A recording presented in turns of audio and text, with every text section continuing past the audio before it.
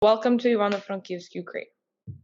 I grew up here in Canada, like I was born here, but I do go every other summer to Ukraine to see my grandparents.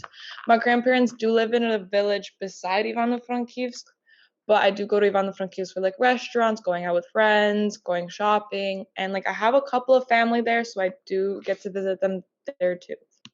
So we will be learning about the history, the location, climate, food and culture, main attractions, and holidays and traditions.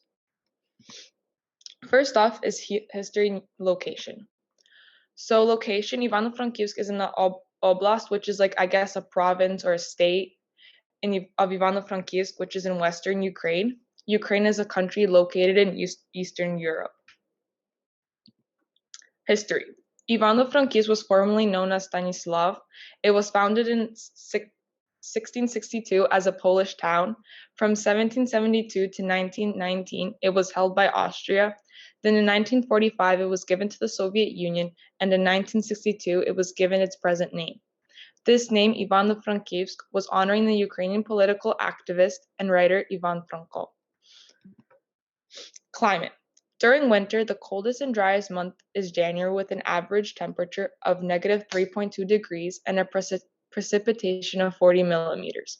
During the summer, the hottest and wettest month is July with an average temperature of 19 degrees and a rainfall of 105 millimeters.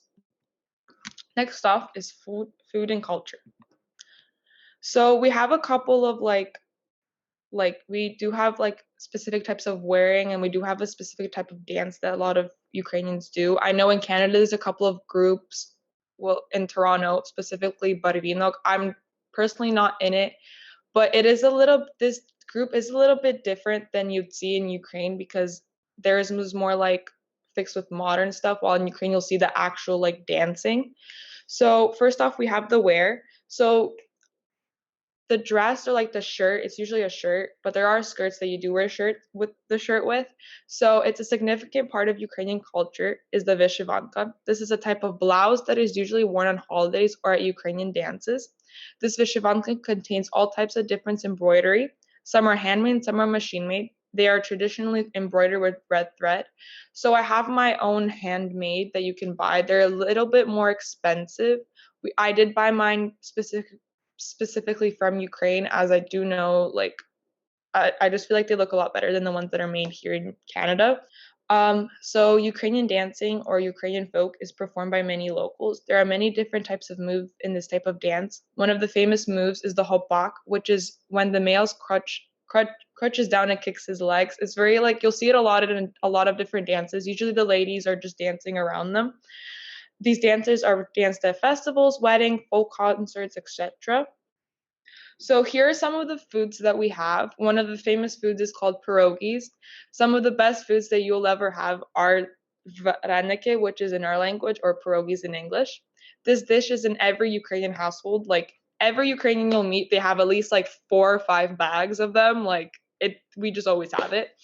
Varenik is made out of dough, and there are different types of things inside. My favorite is potato, but there could be like bacon, cheese, even cherries or blueberries. Like it depends on whatever the household likes. Really, it's really anything you like, to be honest. A lot of Ukrainians like to dip their pierogies in sour cream. I heard a lot of people dip it in like vinegar and stuff. Like there's a lot of different ways like you can eat it with. Another famous dish is called borscht. This is a type of soup that is typically made out of large amount of beets by combining meat or bone stock with sauté or boiled vegetables, which may include cabbage, carrots, onions, potatoes, and tomatoes. Personally, I eat it with bread and cream cheese as it is a very light soup. Well, I like it very light with just mostly water in it, but some people like it very heavy. So here are some of the main attractions. The Lore Museum. One of the biggest attractions in Ivano-Frankivsk is the Lore Museum. It is the town's city hall. It was also the seat of the local administration. After 7 years, it became the site of Ivano-Frankivsk Lore Museum. The museum now has 120,000 exhibits featuring folk art and a range of historical weapons and books, antique furniture, and archaeological findings. There's another attraction called Nezhalezhno Street. There's a lot of like stores and shops, and if you want to take a day around to walk around and see, you should go here. This street is filled with shops, beautiful flower beds, and outdoor terraces. Architecture fans will find Nezhalezhno Street interesting with its 19th century buildings and Baroque masterpieces. If you want to take a day to eat or something, there's a good restaurant called Govorit restaurant. Here are around 20 varieties of coffee, local and European dishes. The highlight of the venue is the speakeasy format where everyone shares the news and talks about the legends of Ivano-Frankivsk city. If you're trying to look for a place to relax, and then you'll love Shevchenko Park.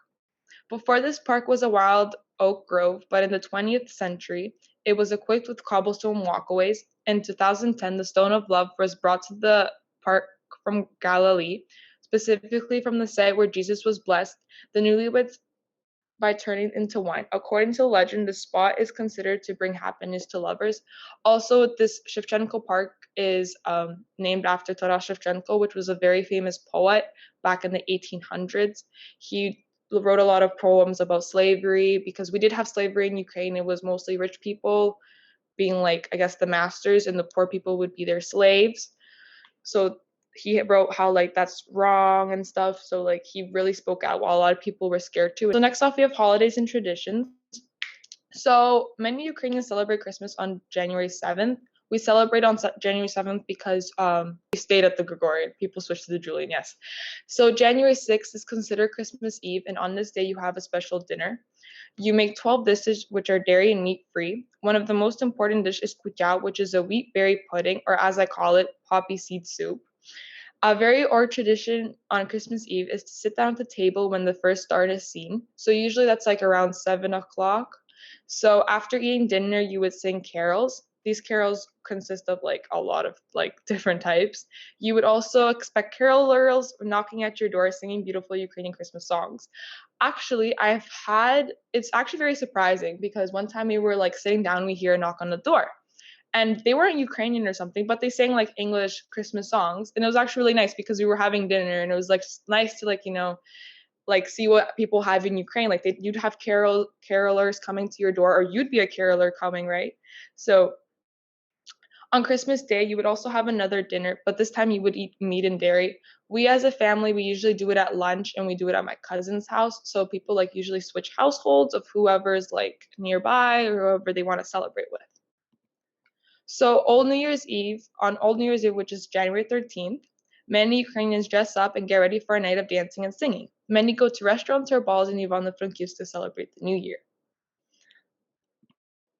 Pascha, known by many as Easter, is a big Ukrainian holiday. It's a long 4-day holiday. So on Good Friday, many Ukrainians go to church in Ivano-Frankivsk and fast, no meat or dairy. The next day is a day of preparations. Many make colorful eggs, food, and pisankas. Pisankas they're like drawn handmade with beeswax. It's actually very cool. I did it since like grade 1 to grade 8, and because I went to Ukrainian school, for their baskets. These baskets are filled with food they will eat on Easter Sunday. On Saturday evening, you go to church and get the eggs blessed. I know that people go usually like Sunday morning. It's an old tradition, like 5 in the morning, 6 in the morning. I know that's a sort of like tradition, but I can't do that because the churches here only do it on Saturday evening. So the next morning you go to mass, and after mass comes the big feast. So usually it'd be like a brunch or like early lunch. One of the many traditions is that every person in the household has to eat a piece of the blessed egg. So usually that would happen either right after mass or right before mass. So everyone in the household would have to eat a blessed egg. On Easter Monday, one of the most fun traditions is that you have to spray people with water. So pretty much, I know my mom would sometimes like come to my room, dunk like a cup of water on me. Some people go like extreme, going like spraying people with water. I know my school like back like I don't know, 20 years ago, they actually had like a big like water fight and stuff, but now like they got rid of that because of rules and stuff. But it's a very fun tradition. So there's another big like holiday. It's not like considered a holiday or tradition. So it's called Ivano Kupala. Ivano-Kupala originally is a pre-Christian fertility and cleansing ritual celebrated near the summer solstice. Now I know they celebrate it from July 6th to July 7th. It's like usually between those 2 nights. Kupala and other pagan rituals were Christianized when the Grand Vince Volodymyr introduced Christianity to the Rus Ukraine in the 10th century. Kupala became identified with Saint John the Baptist and Christian purification ceremonies despite its original themes remaining the same. One of the traditions on this day is the woman throw flowers wreaths into a big body of water. The person who dives in to retrieve a wreath is partnered with the woman who wove it.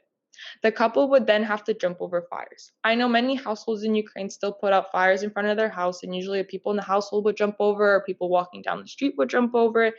When I was in Ukraine, I jumped over them.